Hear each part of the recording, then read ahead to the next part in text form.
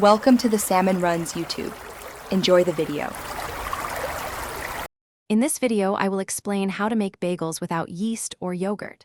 First, gather your ingredients: all-purpose flour, baking powder, salt, and water.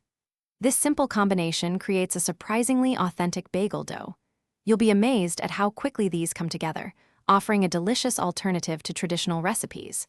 We'll walk through each step, ensuring you get that perfect chewy texture and golden crust, all without the need for lengthy proofing times. Let's get started.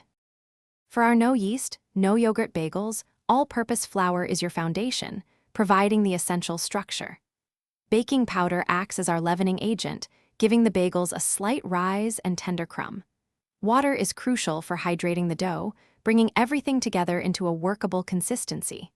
Finally, a small amount of salt is added to enhance all the flavors, ensuring your bagels taste truly delicious. These simple components are all you need for a fantastic result. Once your dough is ready, divide it into equal portions, aiming for about 3 ounces each. Roll each piece into a smooth ball, then use your thumb to create a hole in the center, gently stretching it to about 1 inch in diameter. Next, bring a pot of water to a rolling boil. Carefully drop your shaped bagels into the boiling water for about 1 minute per side. This crucial step helps create that signature chewy exterior we all love. After boiling, transfer your bagels to a baking sheet.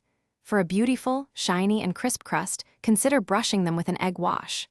Now is the perfect time to add your favorite toppings, like sesame seeds, poppy seeds, or everything bagel seasoning. Bake your bagels in a preheated oven at 400 degrees Fahrenheit for about 18 to 20 minutes, or until they are wonderfully golden brown. Let them cool slightly, then enjoy your delicious, homemade, yeast-free bagels. Thanks for watching. Consider subscribing if we helped you.